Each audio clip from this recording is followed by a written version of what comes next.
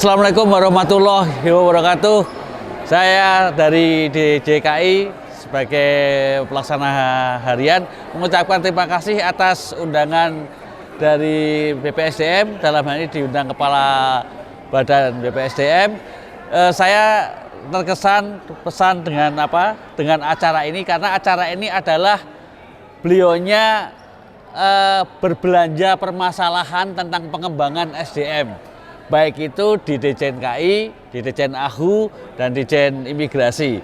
Jadi belanja permasalahan itu untuk solutif, memecahkan permasalahan siapakah yang berhak, bukan berhak ya, dalam arti pengembangan SDM yang selama ini dilakukan di masing-masing direktorat, khususnya di Direktorat Jenderal KI yang melibatkan stakeholder yang banyak, sehingga perlu ditata kembali, di defra kembali bahwa untuk pengembangan karir, jenjang karir, pola karir itu jenjang kompetensi, pengembangan kompetensi ada di satu badan, yaitu adalah BPSDM. Untuk itu dalam acara ini terima kasih saya dengan Pak Kepala Badan telah belanja permasalahan yang ada di masing-masing Direktorat Jenderal, tentunya yang di bawah binaan Kementerian Hukum dan HAM, di bawah Kementerian Hukum dan HAM, untuk memberikan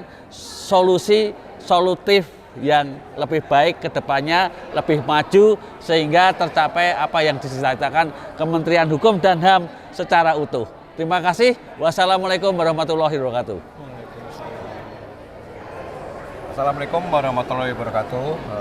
Saya Supartono, Sekretaris Direktorat Jenderal Imigrasi, mengucapkan terima kasih atas kegiatan undangan dari Kepala BPSDM Gandul Cinere yang telah melaksanakan kegiatan pada pagi hari ini, bahwa kesan-kesan kami bahwa Sekretaris Direktorat Jenderal telah dibantu dalam rangka kegiatan-kegiatan penguatan SDM untuk mengisi jabatan-jabatan kosong, supaya jabatan-jabatan tersebut bisa terasasi dengan baik.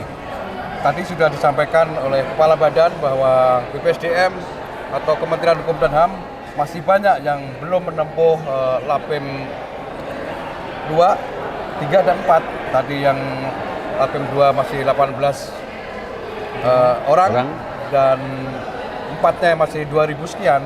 Mudah-mudahan di tahun 2023 ini bisa terselesaikan dengan baik. Amin. Supaya cepat untuk mengisi jabatan-jabatan kosong, terutama di Direktorat Jenderal Imigrasi, khususnya di Kementerian Hukum dan HAM. Saya kira itu aja dari kami, Direktorat Jenderal Imigrasi, Sekretaris Direktorat Jenderal, mengucapkan terima kasih. Salam pembaruan, kami pasti. Kami atas nama Direktorat Jenderal Administrasi Hukum Umum sangat berterima kasih dan menyambut baik kegiatan-kegiatan yang dilaksanakan oleh BPSDM, utamanya adalah dalam konteks untuk mendorong peningkatan kompetensi pegawai di seluruh lingkungan Kementerian Hukum dan HAM. Tentunya SDM yang berkompetensi, mempunyai skill, knowledge, dan attitude unggul yang dibutuhkan oleh Kementerian Hukum dan Hak Asasi Manusia. Direktorat Jenderal Administrasi Hukum Umum akan senantiasa mendukung upaya peningkatan SDM yang unggul, SDM yang berkualitas, SDM yang bisa bersaing, tentunya tidak saja di tingkat nasional, kita berharap dapat bersaing juga di tataran dunia internasional. Demikian, terima kasih. Salam pembelajar. Di sini tempat kita bertemu dengan pembelajar dari seluruh negeri yang menanti pembaharu, yang siap meluangkan waktu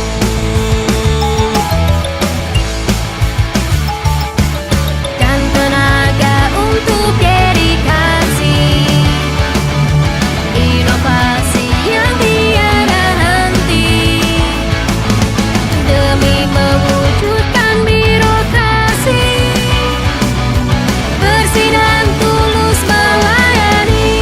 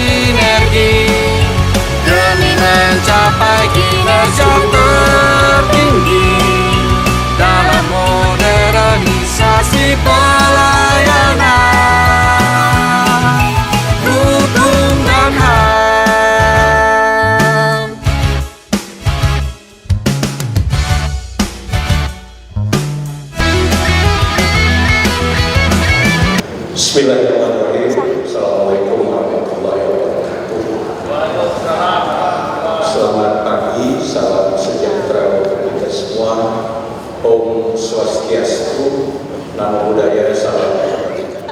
Seperti melihat seluruh fasilitas yang ada dan dimiliki oleh Kementerian Pendidikan. Saya ingin katakan bahwa semua fasilitas yang kita miliki ini adalah milik Kementerian Pendidikan, tapi dipercayakan kepada BPSD untuk mengelola, karena BPSD diberi tanggung jawab untuk mengembangkan kompetensi Kementerian Pendidikan. Beberapa hal saya ingin sampaikan kepada teman-teman semua, bahwa kami memiliki banyak fasilitas yang bisa digunakan. Tidak hanya bisa digunakan pada saat pelatihan, tetapi juga untuk hal-hal lain dalam rangka pelaksanaan kedinasan. Kita punya guest house, kita punya ini, gedung ini, kita punya asrama latihan, dan semua kita boleh mempergunakan itu. Kemudian yang lain yang kami ingin jual, beberapa metode pelatihan yang bisa diikuti oleh seluruh pegawai Kementerian Hukum dan HAM. LAN telah menetapkan metode pelatihan yang namanya blended, dicampur semua jenis pelatihan itu dalam sebuah penyelenggaraan kegiatan pelatihan. Blended itu metode. Nanti secara spesifik saya akan minta Pak Kapustek tim untuk menjelaskan. Blended itu kita mulai dari yang namanya MOOC, Massive Online Open Course. Apa saja bahan diklat? Kami buat indeks yang namanya Indeks Profesionalisme ASN. Aspeknya merit, ada kualifikasi, ada kompetensi, ada kinerja, dan ditambah satu disiplin pegawai negeri. Nah, yang menjadi tanggung jawab BPSD dan sebenarnya seluruh unit eselon 1 adalah aspek kompetensi tersebut. Undang-undang ASN sudah mengatakan bahwa semua kita berhak atas pengembangan kompetensi minimal setahun itu 20 jam pelajaran. 20 jam. Pengembangan kompetensi akan berpengaruh terhadap pola karir, terhadap karir setiap ASN. Kenapa? Kita sudah mengenal dan memperlakukan namanya manajemen talenta.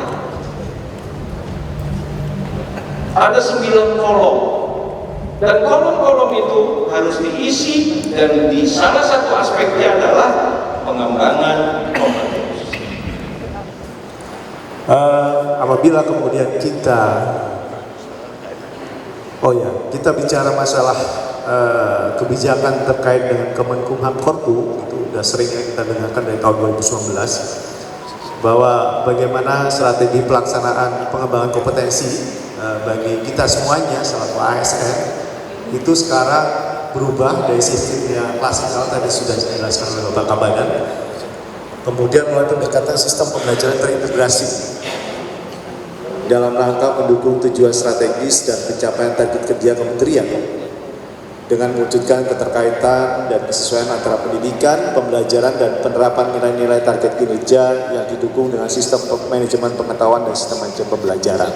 Nah, ini ada beranda, ada pustaka digital. Bapak Ibu sekalian, apabila kemudian secara bebas ingin belajar, membuka, itu ada di pustaka digital. Di pustaka digital ini banyak sekali fitur-fiturnya, ada modul best practice, ada jurnal, Kemudian ada modul juga, modulnya ada 2 tempat menu.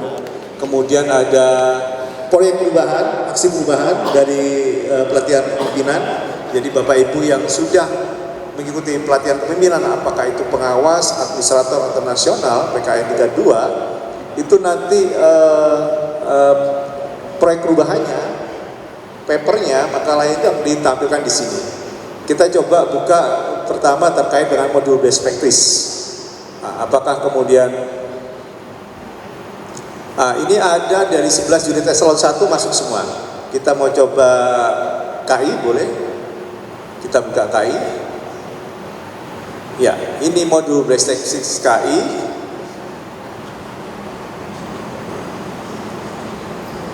Oke, kita coba. Kalau kita mau baca, bisa kita baca, tapi kita tidak unduh. Kalau unduh, kita harus masuk di dalam harus login ya. Kita login. Nah, tapi kita coba buka secara baca saja. Kalau login, kita harus punya username dan kemudian NIP. Nah, ini modul-modul best practice dari KI terkait indikasi geografis. Mohon maaf terkait dengan tampilan tadi belum kami update sesuai dengan arahan Bapak Kabadan. Kami masih menyesuaikan karena kami masih mencari menunggu tampilan-tampilan yang engaging, yang menarik bagi para pengguna atau para penerima manfaat. Ada Pak Kapus, ada Pak Ses BPSDM, Pak Agus, Pak Eko, Pak Kapus, Pak Yusman. Saya pikir ini saya hanya menyorot di sana saja, Pak. Bapak ada permen RB mengenai jabatan fungsional yang dikelola oleh Ditjen KI. Ada jabatan fungsional pemeriksa desain, merek, paten, dan analis kekayaan intelektual. Itu yang dikelola oleh Ditjen KI. Lanjut.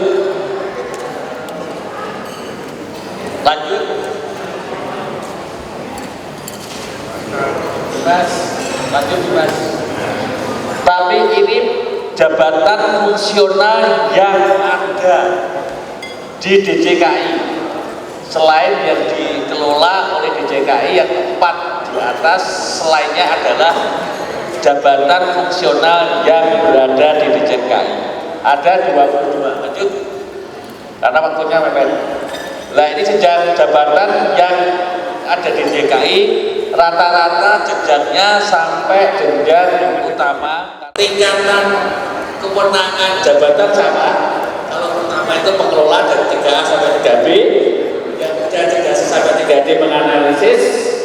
Kalau di analisis kekayaan dan ala-ala kekayaan intelektual dan sebagainya, dan media mengevaluasi yang jenjang utama. Assalamualaikum warahmatullahi wabarakatuh. Selamat pagi, salam sejahtera bagi kita semua. Om Swastiastu, Namo Buddhaya. Mohon izin memperkenalkan diri. Saya dengan cara kita Sukor Pengembangan dan Perbagian Sekretariat Direktorat Jenderal Imigrasi akan menyampaikan paparan pelatihan yang telah dilaksanakan oleh Direktorat Jenderal Imigrasi bekerjasama dengan BPSDM dan RI. Next slide. Ya, berikut adalah pelatihan-pelatihan yang telah dilaksanakan oleh Direktorat Jenderal Imigrasi, oleh BPSDM.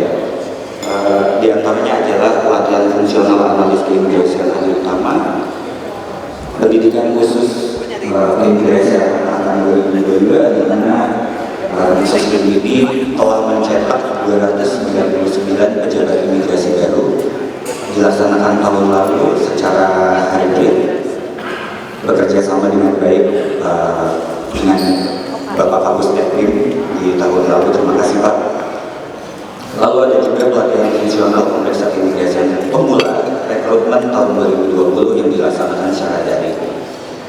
Ada masukan juga Bapak, mohon izin dari rekan-rekan, mungkin saja bisa ada beasiswa yang diadakan oleh BPSDM, baik beasiswa S1, S2 maupun S3, sehingga pengembangan kompetensi pegawai kita ke depannya bisa semakin baik lagi. Kami rasa itu saja yang bisa disampaikan.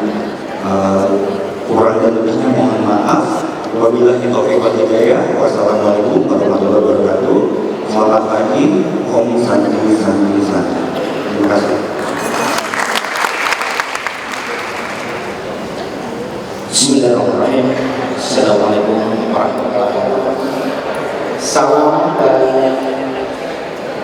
permohonan maaf dari Bapak Sekretaris Direktorat Jenderal Administrasi Umum karena beliau pada kesempatan hari ini beliau tidak bisa bergabung untuk memenuhi undangan Bapak Kepala BPSDM karena pada saat ini beliau sedang ada penugasan oleh Bapak Direktorat Jenderal Administrasi Umum dan meminta saya untuk mewakili beliau, khususnya adalah Direktorat Jenderal Administrasi Umum.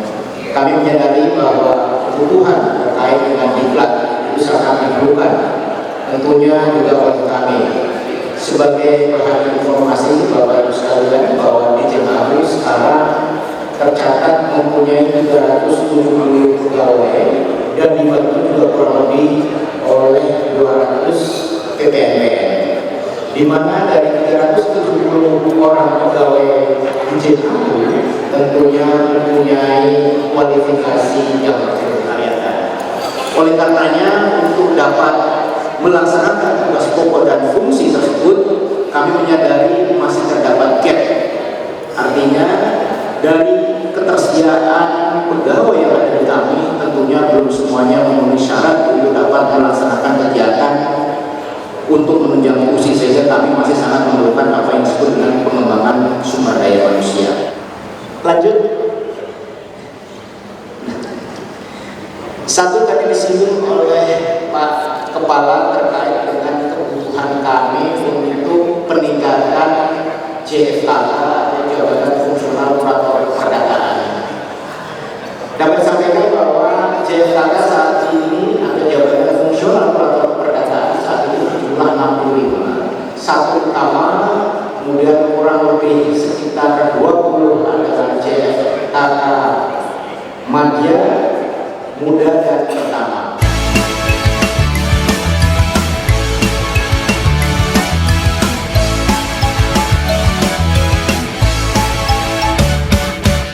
Di sini tempat kita bertemu dengan pembelajar dari seluruh